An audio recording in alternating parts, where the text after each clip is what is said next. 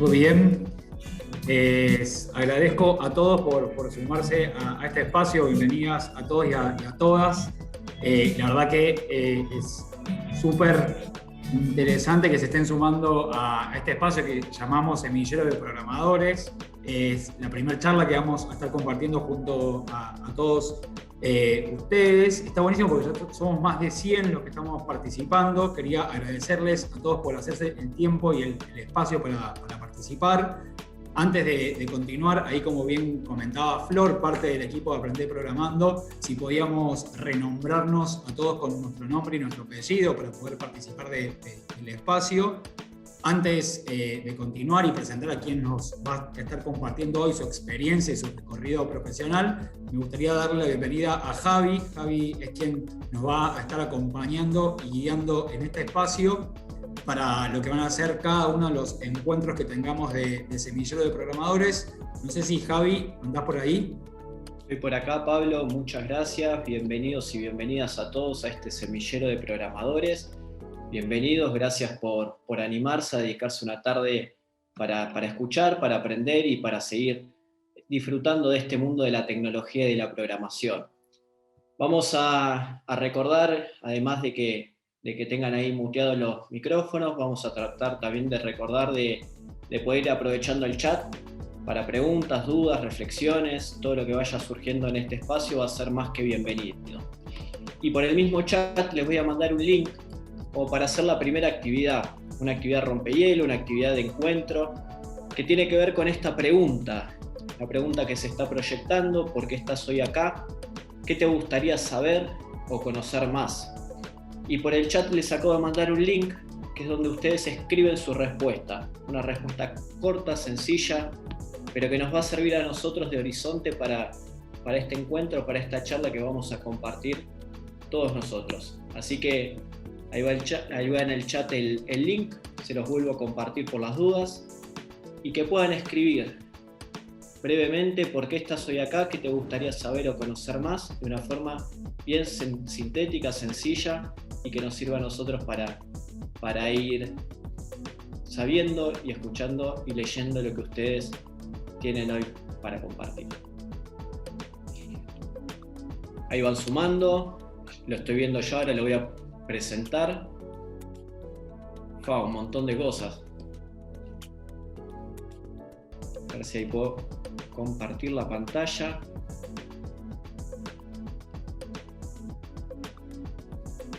Ahí calculo que están viendo. Bueno, un montón de cosas. ¿Por qué estás hoy acá? ¿Qué te gustaría saber o conocer más? Porque tengo curiosidad, quiero conocer referentes, quiero conocer la historia de la oradora, el mundo laboral en la ciencia de datos, porque me interesa saber cómo es el trabajo en el área IT, me gustaría saber acerca de qué estudios tomar, etc., para poder aprender sobre las salidas laborales y las experiencias propias del mundo de la programación.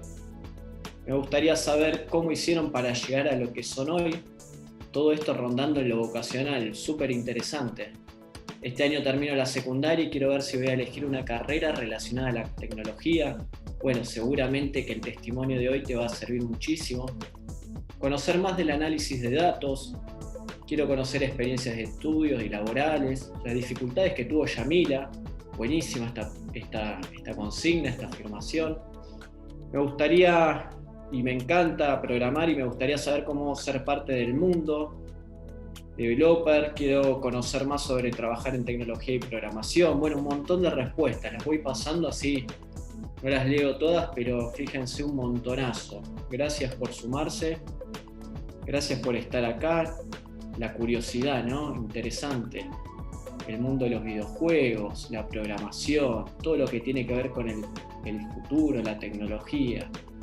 Bueno, un montón, y se seguirán sumando y que seguramente después lo vamos a poder leer. Ojalá que en esta charla, en este semillero de programadores, puedan encontrar mucho de lo que vinieron a buscar y sobre todo también que se lleven más preguntas, no solo respuestas, sino más preguntas para lo que están ahí pensando, reflexionando en torno a su vocación y en torno a estos pasos que uno va dando en el mundo de la tecnología. Bienvenidos y bienvenidas todos. Pero también queremos darle una especial bienvenida a Yamila, que la tengo por ahí. Yamila Saken, ¿estás por ahí? Sí, por acá estamos. ¿Me escuchan bien? Te escuchamos perfecto. Bueno, quería antes de darte la bienvenida y darte la palabra, presentarte un segundito para que todos puedan conocerte. Yamila es ingeniera en sistemas de información, recibida en la UTN, es especialista senior de datos e inteligencia artificial en Microsoft Argentina, es profesora adjunta de algoritmos y estructura de datos por la UTN, es docente de la materia implementación de modelos de aprendizaje automático en especialización de la Facultad de Ciencias Económicas de la UBA, perdón. En ese caso, bueno, Yamila, muchísimas gracias por acompañarnos, por estar acá, y lo primero para preguntarte es ¿cómo estás? Al contrario, muchas gracias a ustedes por la invitación, por sumarme a este espacio, que de por sí ya el solo hecho de ver la respuesta a tu pregunta que compartían en el Mentimeter, digamos, realmente motiva a estar y querer compartir un poco qué fue lo que nos fuimos encontrando, ¿no? En sí yo tal vez me encontré con ciertas dificultades, ciertas oportunidades, y eso hoy me acompañó en mi camino, pero a veces el hecho de escucharlo y de compartirlo está bueno para saber qué puede pasar, para saber cómo resolverlo, o por lo menos tener alguna referencia de que es una situación normal, ¿no? Porque a veces, sobre todo, y lo anoté como para no olvidarme, cuando uno habla de dificultades, siempre salen piedras, dificultades, complicaciones, lo importante es sortearlas. Y a veces escuchar que otro la sorteó, o cómo la sorteó, o que pueden aparecer, de alguna manera te prepara distinto. Entonces me pareció como una súper buena respuesta, y espero que podamos cubrirla. En el cómo estoy, muy contenta de estar acá, de compartir este espacio con ustedes, en la virtualidad, pero cerca y pudiendo compartir este espacio también. Bueno, muchísimas gracias, Yamila. Yo quiero arrancar con una pregunta, no sé si es la que vos tenías pensada para un poco ordenar tu charla, pero la charla se titula Trabajar con datos en Microsoft. Y la gran pregunta así inicial para romper también un poco el hielo es ¿qué significa y qué implica trabajar con datos en Microsoft? Es una buena pregunta, y es una buena pregunta rompehielo también. Y tal vez me voy a adelantar un poquito a lo que les había traído para compartirles. En sí, lo que yo hago hoy soy especialista de soluciones basadas en datos e inteligencia artificial. ¿Por qué lo repito y aclaro la parte de soluciones, ¿no? Porque nosotros hoy, dentro de lo que es el área de solución de Data and AI en Microsoft Argentina, nosotros acompañamos a nuestros clientes en el diseño y en la propuesta de soluciones que les pueda permitir lograr más a partir de sus datos.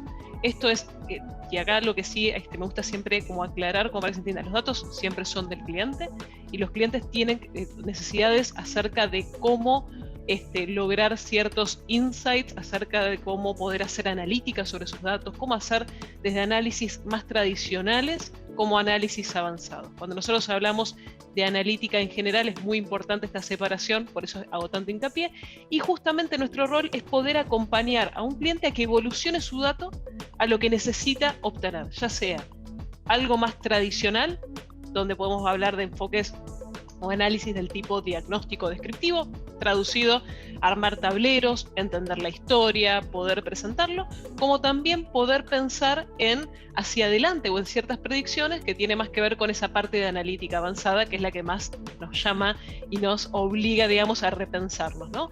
Y ahí trabajar en predicciones y prescripciones también. Entonces, en esa evolución, nosotros somos quienes acompañamos a esos clientes a que puedan tener ese diseño de solución para lograr hacer más con sus datos.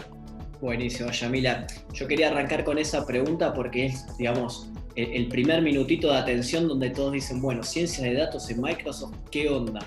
Pero había muchas referencias en torno a cómo fue tu camino hasta llegar hoy a Microsoft y trabajar ahí desde hace un tiempo. Y un poco también va en sintonía con conocernos un poquito más, o sea, quizás ahí preguntarte un poco bien quién sos y cómo fuiste recorriendo este trayecto profesional y personal para hoy estar donde estás.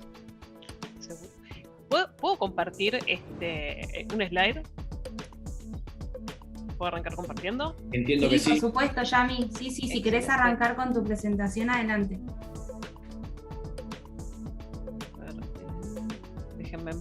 ver que si ya debería estar cargando. Ahí supuestamente, si la red me acompaña, deberían estar viéndola. Perfecto. Por favor, déjenme saber. Bien, yo lo que voy a pasar, digamos, voy a pasar la carátula y armé. Me cuesta mucho a veces poder contar quién soy, o no me gusta dedicarle tanto tiempo a contar quién soy o lo que hice, entonces me pareció bueno poner ciertas referencias en imágenes de cómo fue mi recorrido y así poder acompañarlo y apoyarlo de esa manera, ¿no? De primera instancia, tal como mencionaste, soy ingeniera recibida en la UTN acá de Buenos Aires. Dentro de lo que es la carrera de Ingeniería en Sistemas, teníamos como podés tener un título intermedio que es analista universitario en sistemas de información y también, digamos, luego continuar con la ingeniería. Yo hice ambas en la facu. Eso de formación académica, ¿sí? A medida que, y uno de los desafíos que me encontré fue que en la transición o en el desarrollo, mientras estaba estudiando esta carrera, tuve la necesidad de salir a trabajar. Es decir, en ese sentido es muy común que vos estudies tal vez en un horario de noche o a la mañana y trabajes en el siguiente turno, ya sea a veces una pasantía a tiempo completo, y fue como el primer escalón, digamos, que tuve que aceptar y combinar, y de alguna manera empecé con pasantías, aprovechando un poco lo que había aprendido en la facu, y cuando iba aprovechando lo que había aprendido en la facu, uno habla de sus primeros pasos y se encuentra con que conoce algún lenguaje de programación, alguna cuestión más asociada a cómo funcionan las organizaciones, y empezás a ver cómo mapear, digamos, tu perfil a las pasantías que hay disponibles, ¿no? En mi caso, en esas pasantías me sentí como más tentada o me gustó más la opción de trabajar con datos.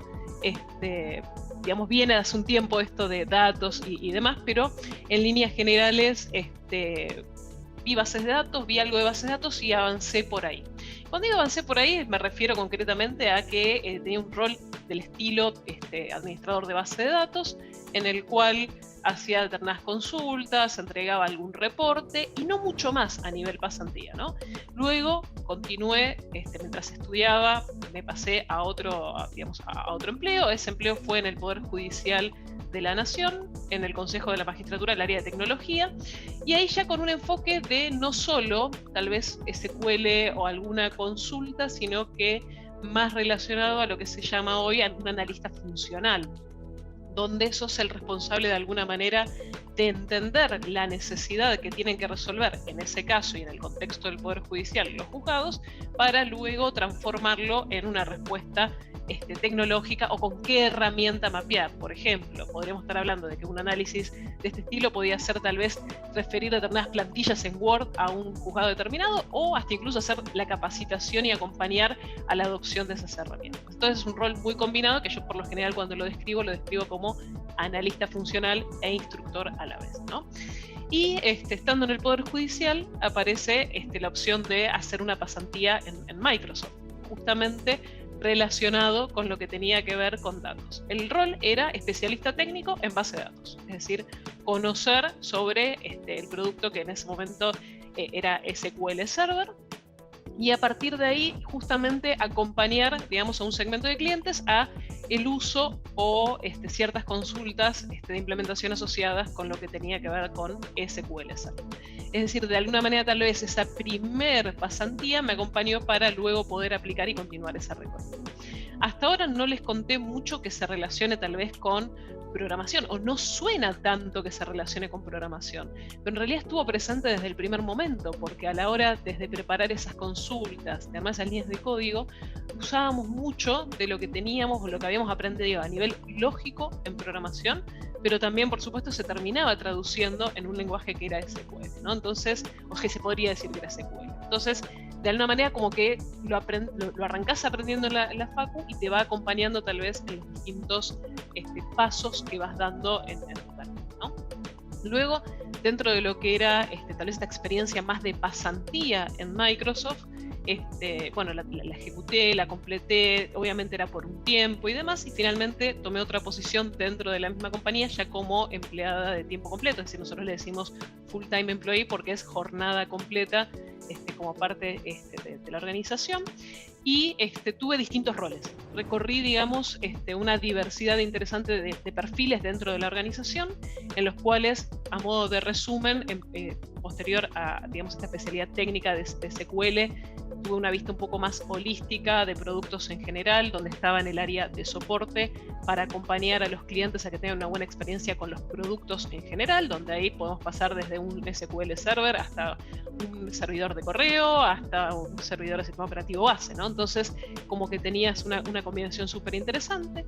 Luego, en otro rol más de estrategia basado en cómo hacer la adopción y uso de las herramientas.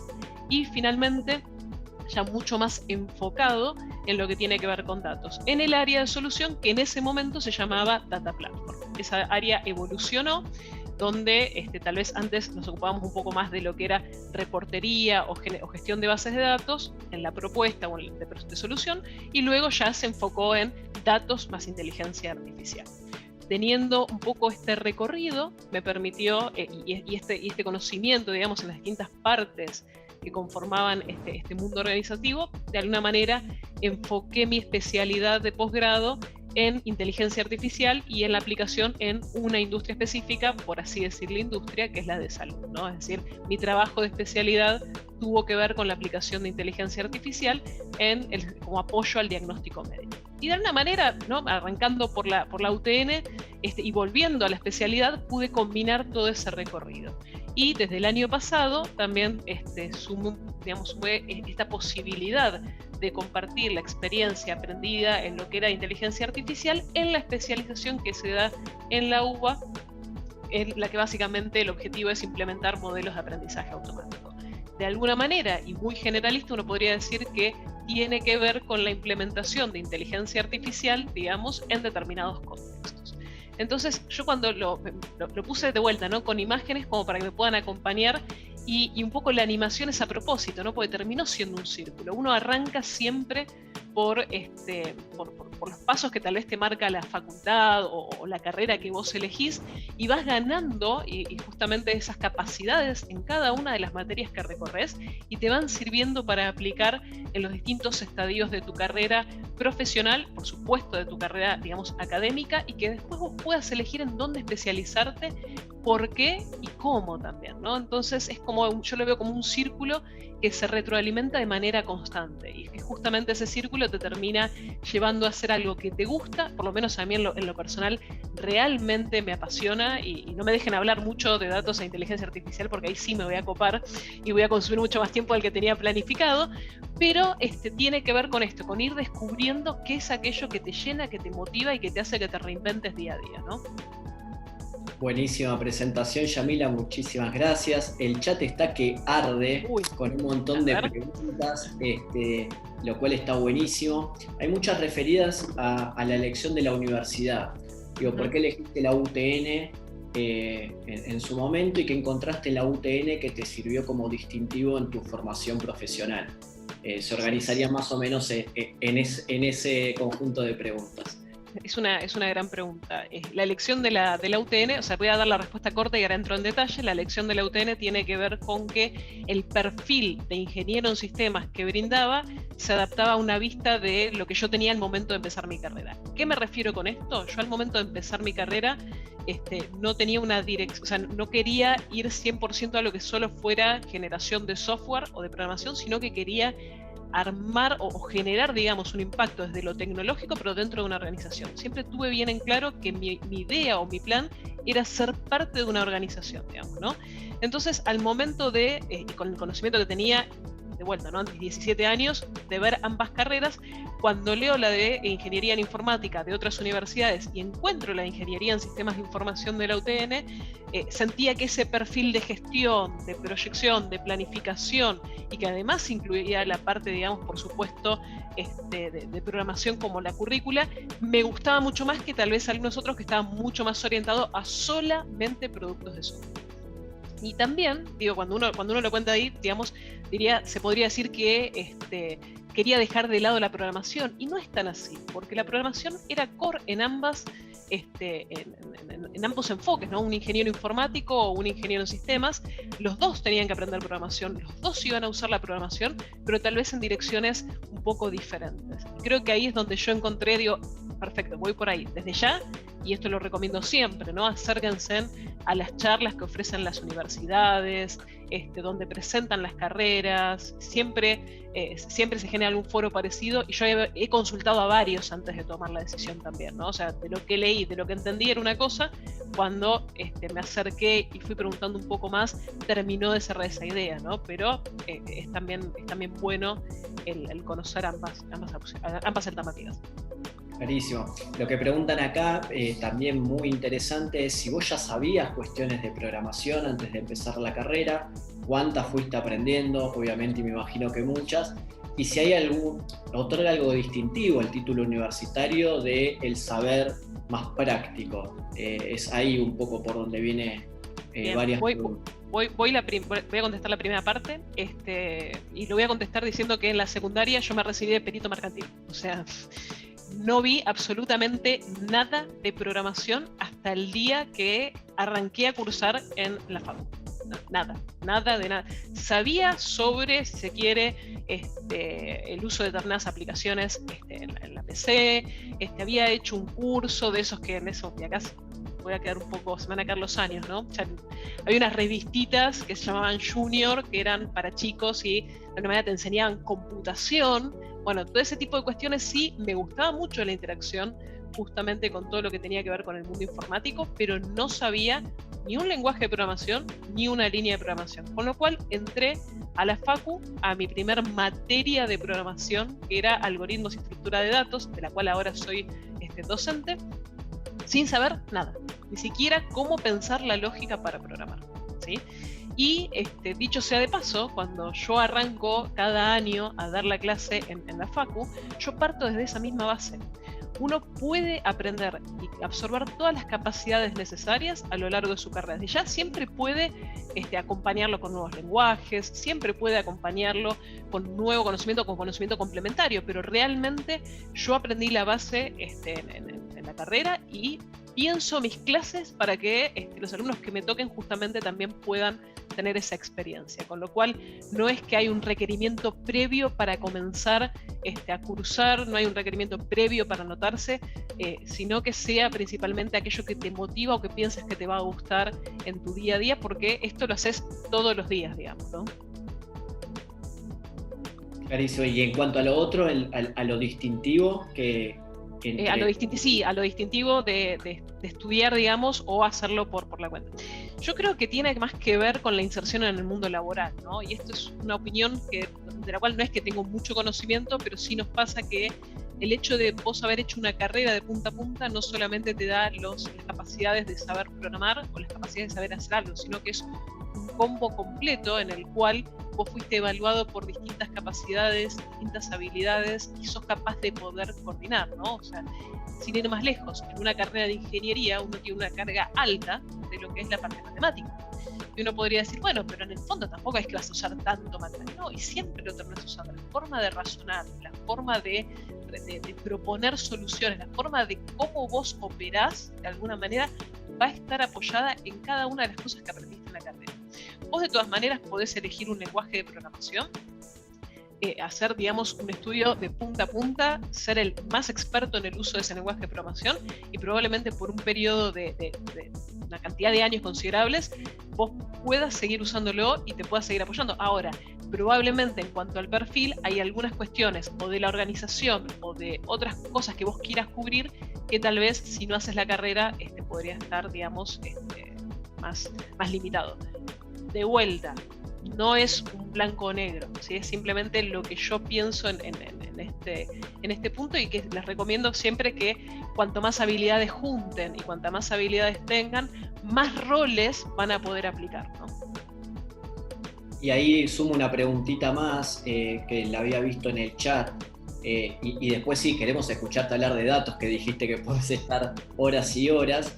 Que tiene que ver con las habilidades y con el mercado laboral. Digamos, ¿qué es lo que se está buscando como habilidades? Vos decís, bueno, un candidato debería tener por ahí estas cuestiones a la hora de pensar en un trabajo de ciencia de datos. ¿Y cómo es la salida laboral que vos conocés al respecto? Bien, primero, como comentario en general, de producto de varias lecturas que estoy haciendo, leo muchas veces notas que postean en LinkedIn o notas que están en algunas revistas de referencia. Lo cierto es que hay muchos empleos que probablemente hoy no conocemos que vayan a existir en el corto plazo, ¿no? Eso es una realidad actual y creo que es la que nos abre un sinfín de oportunidades, ¿no? Y en esa línea también, algunas referencias de las que estuve leyendo hablan de que en los próximos 5 años probablemente haya un 40% de nuevos empleos relacionados con tecnología, ¿no? Entonces, ¿por qué lo cuento? Con la pregunta que me acabas de hacer, ¿no? ¿Por qué te estoy respondiendo esto? Porque yo creo que hoy vamos a estar diciendo algo que probablemente si nos volvemos a sentar en un año hayan aparecido roles nuevos, y si nos sentamos en 3, más aún todavía, ¿no? Entonces, realmente yo creo que esa dinámica que existe hoy es la que te hace que vos puedas ir encontrando, como yo de alguna manera lo hice, ¿no? O sea, cuando arranqué no existía el área de datos e inteligencia artificial. Existió después y me pude adaptar y pude de alguna manera aplicar mi perfil ahí. Yendo a lo que sí conocemos hoy, porque yo no quiero contestarte de manera futurista sin dar ninguna referencia actual, ¿no? En lo que es el mundo de datos, me gustaría resumirlo con los distintos roles que hoy existen, ¿no? Si nosotros tuviéramos que hacer una identificación rápida de los roles que hay basados en datos y solo en datos dentro de una compañía, podríamos nombrar lo que es el perfil, y voy a decir, digamos, los títulos que si uno busca hasta incluso en LinkedIn encuentra que piden este tipo de cuestiones, ¿no? Tenemos el más conocido tal vez como Data Scientist o científico de datos. Después tenés todo lo que tiene que ver con el Data Architect o el arquitecto justamente de datos, el Data Engineer, y luego tenés lo que es el Data Analyst o el analista de datos, y también muchas veces aparece lo que es el ciudadano de datos. Tal vez ciudadano de datos no como un rol a buscar literalmente en LinkedIn, pero sí analista de datos seguro. Ahora, estos son 5, me nombré 5 perfiles, es decir, que aquel interesado en datos o que conozca algo de datos podría empezar ya a pensar inmediatamente en esos 5 perfiles. ¿Qué hace cada uno? Si nosotros pensamos en un analista de datos, es aquella persona que puede conocer los datos dentro de una organización, por ejemplo, y que a partir de lo que conoce puede empezar a generar cierta analítica. ¿Se acuerdan que al comienzo había hablado de lo que era analítica tradicional y de lo que era analítica avanzada? Dentro de lo que era la más tradicional, digamos, justamente la que tenía que ver con generación de reportes, tableros y un análisis donde tal vez no es que solamente entregue una tabla, sino que puedo empezar a generar indicadores, o lo que llamamos KPIs justamente para cada una de las áreas dentro de la organización. Y eso lo hace un analista de datos y podría tener más un perfil de BI, es decir, de aquel que genere esos tableros, pero también lo puede complementar muy bien con algunas acciones de procesamiento de datos. Acá cuando digo procesamiento de datos me detengo un segundo. Lo que hoy estamos atravesando es que el volumen de datos que se genera es enorme, realmente es enorme. Y día a día crece exponencialmente, no es que va a bajar. ¿Por qué? Porque cada uno de nosotros, sin ir más lejos, generamos datos en nuestras redes sociales, aplicaciones. Imagínense en un contexto organizacional donde tenés distintos sistemas que atender, clientes y justamente seguir manteniendo vivo un negocio. Entonces, a ese volumen de datos, esa especialización en cada uno de estos perfiles es muy importante. Entonces, realmente el analista de datos ya tiene como un rol protagónico a la hora de poder analizar y compartir datos. ¿En qué varía con el ciudadano de datos? Que les dije que estaba muy parecido. Un ciudadano de datos no es que es una persona capaz de generar modelos analíticos predictivos, pero sí puede manejar esos datos, combinarlos o procesarlos para obtener determinados, como les decimos nosotros, insights o algún análisis adicional y complementario a lo que existe. Hasta ahí, digamos, si nosotros lo pensáramos como en los primeros 2 escalones, digamos, a la hora de trabajar con datos.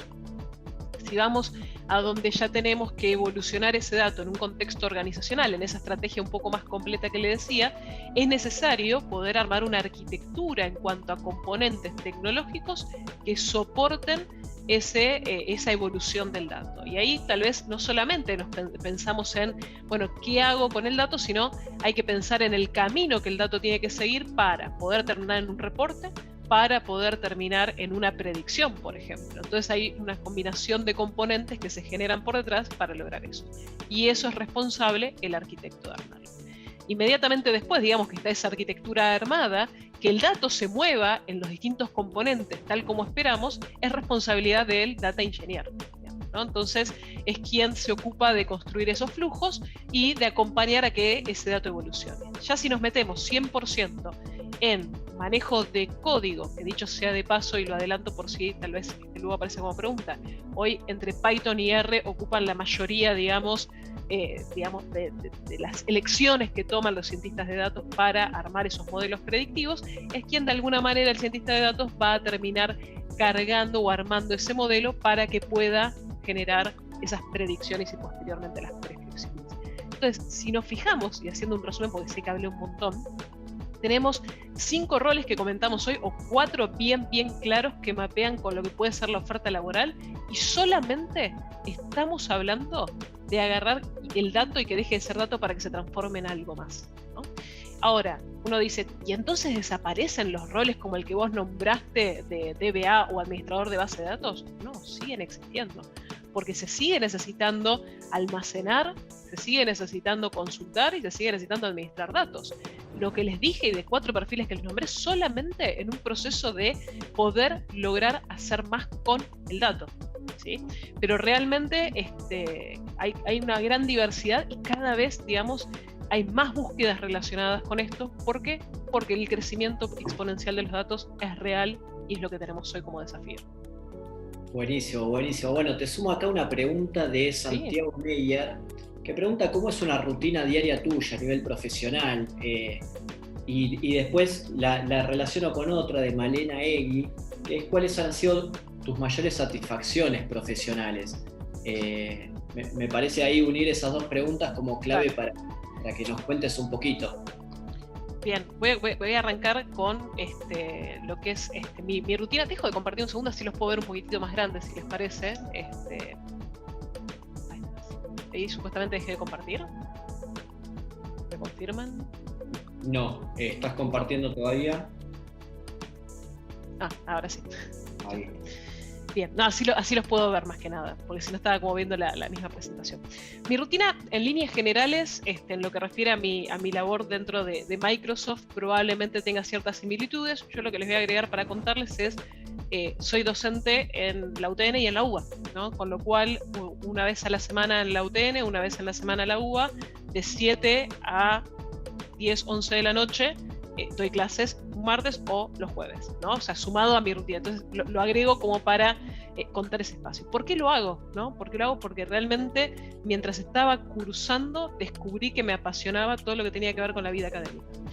Tuve la oportunidad de ser ayudante, tuve la oportunidad de arrancar dando clases en el ingreso y luego de pasar recién a tener ya recibida y después de un tiempo ser adjunta en la materia, ¿no? Entonces uno dice, después de que estás de 8, como cuando iba a la oficina, que iba de hecho 7:30 más o menos, hasta las 6 de la tarde en un lugar y a las 7 me iba a la universidad que quedaba en la otra punta a dar clases, sí.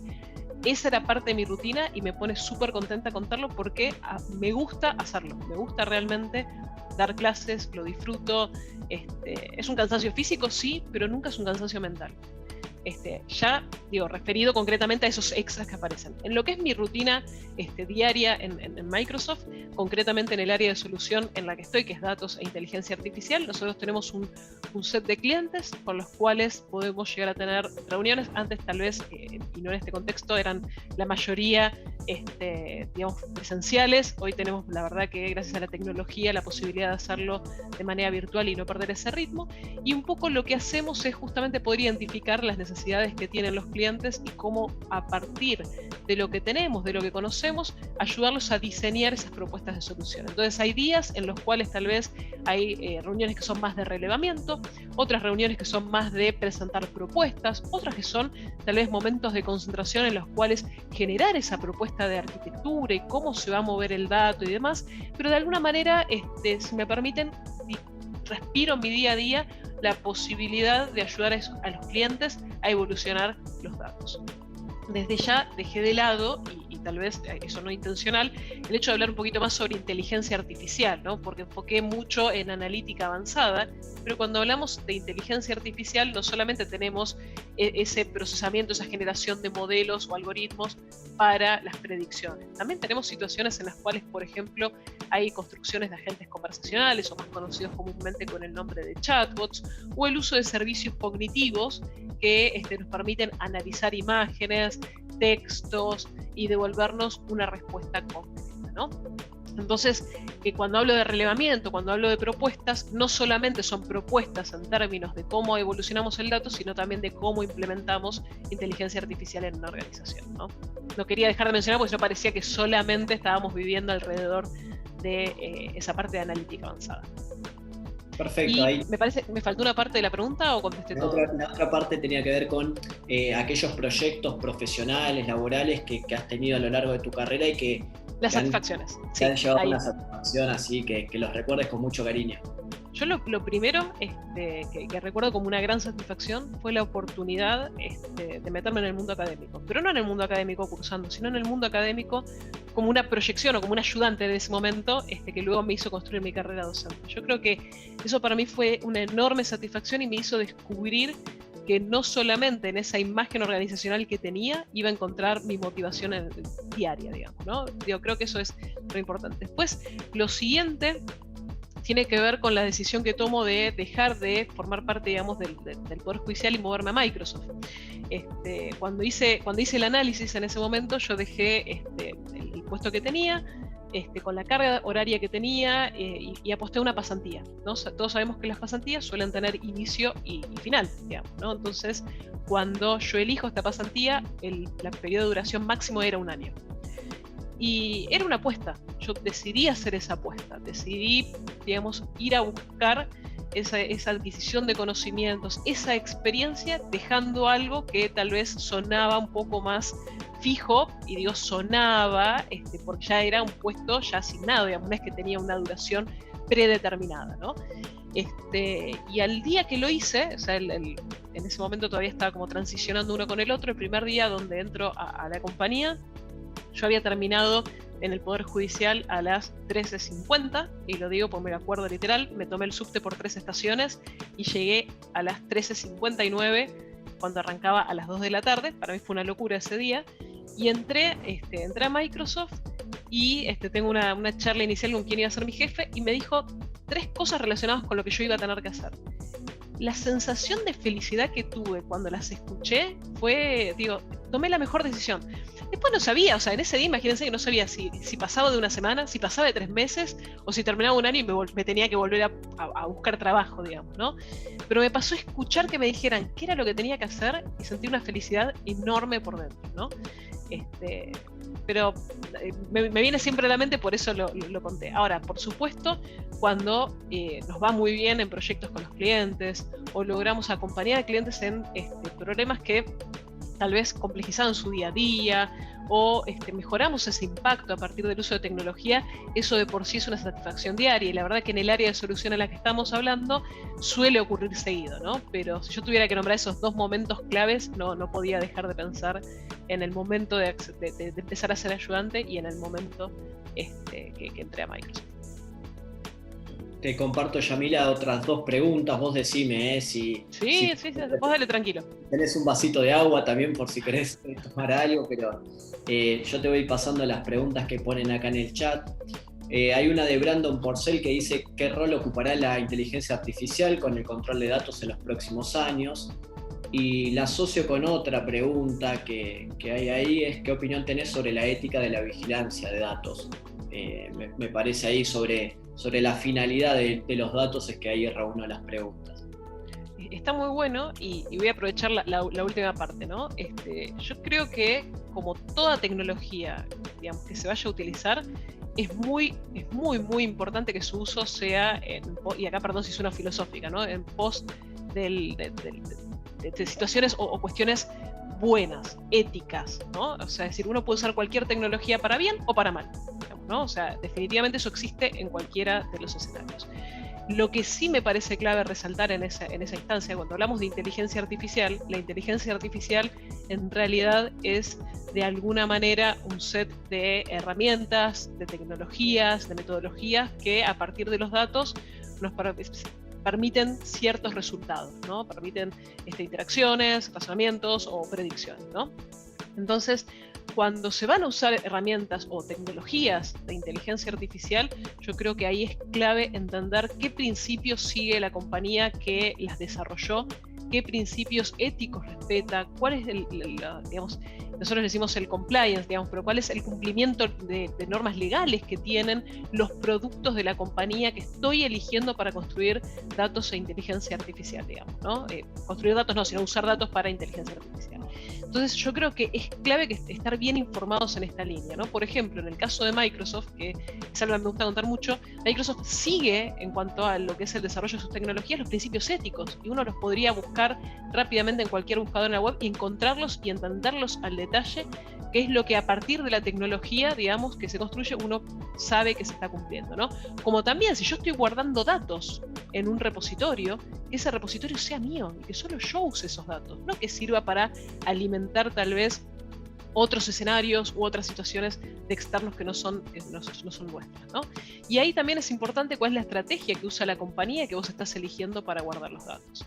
Ahora, el proveedor te puede dar estas cosas. Lo que vos hagas con la tecnología definitivamente sigue el mismo criterio que con cualquier otra cosa, ¿no?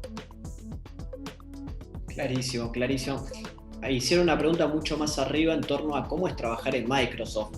No tanto lo que haces, sino en el entorno laboral, pensando que es una gran empresa y muy relacionada con el tema de la computación, de la informática y en estas cuestiones que vos venís contando. ¿Cómo es trabajar allí? Y a mí me resulta divertido trabajar ahí. Me resulta divertido, me resulta desafiante y de alguna manera, y esto tal vez cuando era más chica, yo veía, lo primero cuento esto, ¿no? Yo tuve una primera PC que se había costado un montón, digamos, tenerla, la había comprado mi tía, era una cosa que ahora no podemos pensar en las dimensiones, ¿no? Porque también se me van a caer los años ahí. Y vino con Windows 3.1, ¿no? Y había que instalarle el Windows 95 para entender un poquito más, digamos, lo que estábamos haciendo, porque si no era bastante difícil de usar, ¿no? Y yo, lo hago, instalo Windows 95 con un montón de disquetes en una cosa enorme, disquete tras disquete tras disquete, hasta que terminó instalado. Y cuando lo abro, digo, qué bueno estaría que algún día pueda trabajar en una compañía que hace esto, ¿no? No pasó, digo, esto lo dije a los 7 años, era Windows 95, fue un montón, ¿no? Y cuando de alguna manera entro a trabajar a Microsoft, me encuentro con los escenarios, con los desafíos y demás, el saber, digamos, ¿no? Que ese desarrollo de tecnología acompaña tanto a las personas como a las organizaciones a lograr más, yo creo que es eso que te encontrás que te divierte y que seas parte de ese proceso. A mí me encanta, o sea, sentirte parte, verlo, vivirlo, es increíble, es realmente increíble en ese sentido. Qué buena onda. Santiago Meyer dice, ¿alguna vez diseñaste algo fuera del trabajo que te facilite la vida a vos? Diseñar no, pero sí, que esto tal vez más de uno se habrá encontrado con este escenario. O sea, diseñar, ¿vos te referís a armar un programa, armar un prototipo, cosas así? ¿O diseñar soluciones? No lo especifica Santiago, pero imagino que a soluciones. Bien. Bueno, yo por ejemplo quería agregarle ciertas capacidades tecnológicas a la casa de mi tía para que tuviera una cámara, temas de seguridad, temas de encendido y apagado de luces y demás, y por ejemplo ahí sí diseñamos cómo iba a ser todas las conexiones de las cámaras, dónde íbamos a guardar los videos, cómo por ejemplo prender y apagar ciertas luces desde el celular, y esas cuestiones realmente yo siento que es una de las cosas que armamos que me solucionaron la vida. Ahora, si se fijan, nada tiene que ver con datos ni con inteligencia artificial, ¿no? Pero es una de las cuestiones que yo digo, me saqué un problema de encima, ¿viste? O sea, aumentamos la seguridad, puedo saber cómo está mi tía, qué necesita, de otra manera que no sea solamente dependiendo del celular, ¿no? Buenísimo, buenísimo. Después, en la Facu sí, por eso la pregunta la distinguí al principio. Después en la Facu sí, ya como parte tal vez de mi tesis de ingeniería o como algún trabajo, hemos diseñado cuestiones más asociadas con el uso de datos y, por ejemplo, simulación o generación de un programa para presentar esas simulaciones. Sí, o sea, fuera del trabajo desde ya, ¿no? Y después, en los trabajos anteriores, soluciones específicas al trabajo, pero que no es que me solucionaban la vida a mí. Yo creo que por eso arranqué con la experiencia más familiar, ¿no? Perfecto. Bueno, estamos entrando en nuestros últimos 10 minutos y ahí aprovechan Pasó volando. a tirar algunas preguntas. Sí, se pasó volando, pero yo me llevo un montón de cosas, imagino que todos los que aquí estamos también.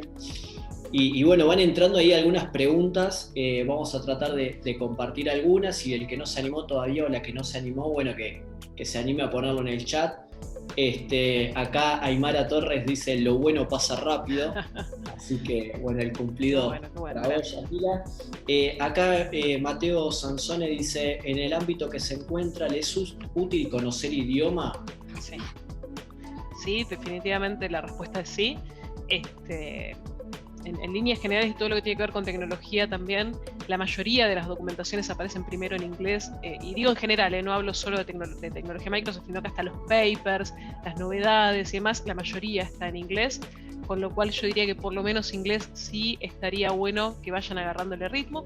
También me gusta contarlo como una dificultad. Yo no tuve inglés, o el inglés que tuve en mi secundaria fue muy, muy, muy light, y tuve que proponerme estudiar aparte para poder estudiar cosas que quería estudiar, por ejemplo, de cuando hacía la pasantía como administradora de base de datos. Tuve que ponerme a estudiar inglés. Fue un desafío aprender inglés para mí, porque no me gusta el idioma, no tengo muy buen oído tampoco, entonces era como el desafío doble, no me gusta y encima no soy buena, porque se juntaban como las dos cosas, pero sí lo recomiendo. Y cuanto antes se puedan embeber y cuanto antes lo puedan empezar a leer y absorber, más fácil les va a ser y no lo van a sufrir tanto como yo lo sufrí. Clarísimo, respondida la pregunta. Acá dice: por favor, no, que no haya que aprender inglés, pero bueno, quedó bien clara la recomendación y sugerencia. De vuelta, es una recomendación. ¿Pueden trabajar en tecnología sin saberlo? Probablemente sí, pero si vos querés leer algo que se viene o algo nuevo, lo vas a necesitar. Y ni hablar de trabajar en una multinacional, ¿no? Claro, y ahí en esa línea lo que están preguntando varios tiene que ver con el trabajo en el extranjero. Digamos, ¿qué puertas se abren desde la programación, la computación para trabajar en el extranjero? Sí. O inclusive enormes. Yo tengo un grupo de amigas que tienen una consultora hace años de recursos humanos y no dejan de publicar búsquedas de programadores en determinadas tecnologías acá para trabajar y de vuelta uno podría pensar cerca, no, en Holanda, en Europa, en Bélgica, en Estados Unidos, remoto desde acá. Son enormes las puertas que hoy están abiertas. O sea, y si yo lo pienso, cuando yo arranqué la búsqueda laboral, digamos, para insertarme en el mercado laboral, no existía esto. Es algo que estamos viendo único, y yo les nombro este caso porque lo conozco y lo veo tal vez en las historias que van subiendo y demás, pero hay un montón de búsquedas relacionadas al campo de la programación en distintos lenguajes en el exterior sin mucho más, digamos, ¿no? Es decir, hoy están al alcance nuestro. Cualquiera de ustedes podría postularse si cumple con esos requisitos.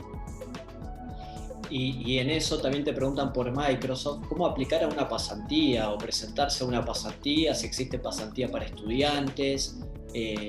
En eso también, bueno, rondan varias de las preguntas que tenemos en el chat. Sí, yo ahí no conozco mucho, porque estoy un poco lejos de lo que es el área de recursos humanos. Yo sé que cuando entré, estaban las pasantías que antes existían en el formato de 4 horas, después hubo un programa de jóvenes profesionales y Microsoft tiene muchas búsquedas abiertas. De hecho, hay una página pública en la cual se pueden encontrar esas búsquedas, mismo en LinkedIn también están, pero no tengo el detalle de que se trata, o sea, no conozco, estaría hablando de algo que no conozco.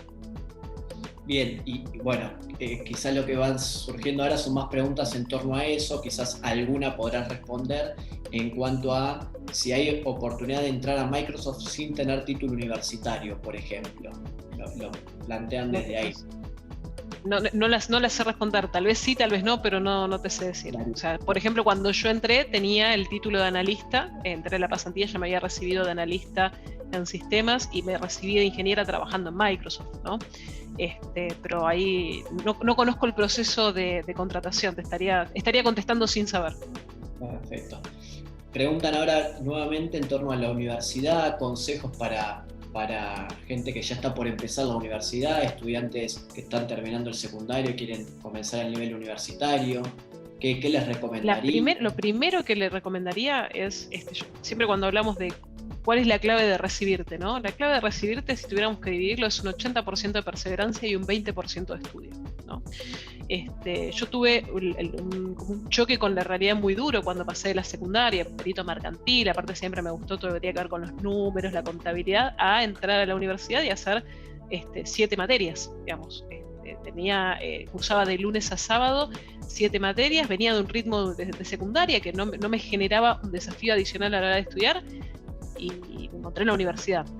Y ese primer choque con la realidad hace que muchas veces te replantees, tenía que estar acá, realmente estoy en condiciones de hacer esta carrera, esto es difícil para mí, esto no va, y yo no me veo 5 años, 6 años aguantando este ritmo.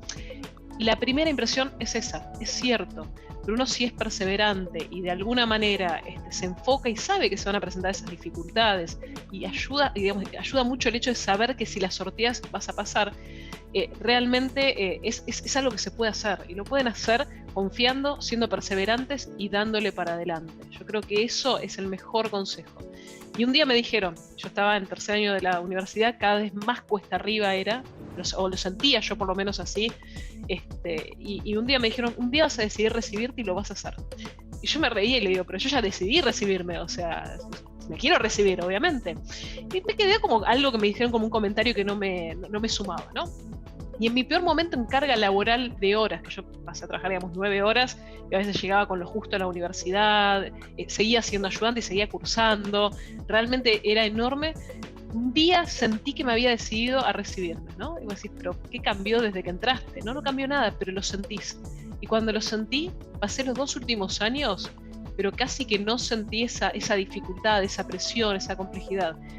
Lo cuento porque puede pasar, como puede ser que me digan, no, Yami, lo que estás diciendo no tiene sentido, todo el mundo cuando ya elige una carrera lo va a querer hacer.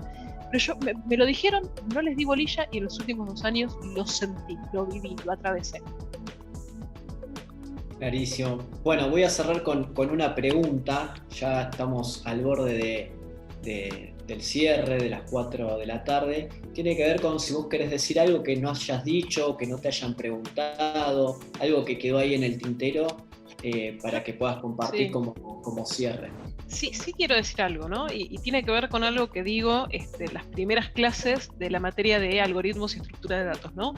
Que uno a veces dice, a mí me gusta programar, a mí no me gusta programar, la programación sirve, no sirve. Yo creo que lo que están haciendo, chicos, es maravilloso. O sea, que ya arrancar con este interés y metiéndose ya en el mundo de la programación es maravilloso, porque lo que hacemos en el fondo es resolver problemas, ¿sí?, implementados de alguna manera en un contexto computacional, por así decirlo, ¿no? Como que estamos resolviendo problemas mediante cosas que hacemos con la máquina que tenemos adelante, ¿no?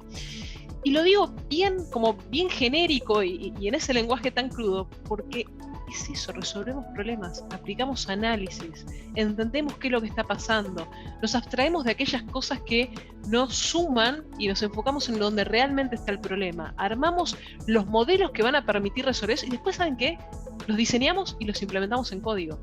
Entonces, cuando uno programa, lo que está haciendo es resolviendo problemas, descubriendo esas necesidades. Entonces están en el mejor camino donde pueden estar y con ese enfoque, y con esa energía y con esas ganas, no tengo duda que lo que pueden lograr va a ser aquello que se propongan y lo van a poder hacer y confíen también en ustedes. Buenísimo, muchísimas gracias. De mi parte, Yamila, fue un lujo, un honor poder mediar las preguntas del chat para con vos. Muchas gracias. Le voy a pasar la palabra a Pablo. A ustedes por la invitación. En este momento. Gracias. Mila, muchísimas gracias. La verdad que el chat no dejó de moverse durante esta hora con muchísimas preguntas. Probablemente hayan quedado algunas preguntas sin responder. Ahí les agradecemos a todos los chicos que se estuvieron sumando en este espacio para conocer tu experiencia y tu recorrido. Ahí más que agradecidos a vos por sumarse y a todos los chicos y chicas que estuvieron participando. Ahí estuvo la pregunta de que estuvimos grabando esta conversación, la vamos a estar compartiendo para aquellos que quieran volver a revisarla, los que se pudieron sumar un poquito más tarde, o para sus compañeros y compañeras que no pudieron asistir, así también pueden ver esta charla que estuvimos compartiendo con Yami. Y recordarles a todos que, como decíamos al comienzo, inició recién el ciclo de Semillero de Programadores. Vamos a estar esperando mañana a todos de nuevo en el mismo horario, de 15 a 16 horas. Vamos a estar compartiendo el espacio con Paula Coronel de IBM, que también va a estar compartiendo también su recorrido y su experiencia, así como lo hizo Yami hoy con nosotros. Y así para las próximas semanas van a estar recibiendo todos el correo, las invitaciones y quienes van a ser los oradores de este ciclo que llamamos Semillero. Ahí no le robamos más tiempo, cumplimos a las 16 o'clock, ahí impecable. Muchísimas gracias a todos y a todas por participar. Muchas gracias de nuevo por el espacio. Para mí fue un gusto estar acá compartiendo con ustedes y si después me quieren hacer llegar alguna consulta y demás, no duden en hacerlo, a disposición. Muchísimas gracias a todos, que tengan buenas tardes. Muy buena tarde. Muchas gracias a todos, gracias Yami. Gracias. Hasta luego.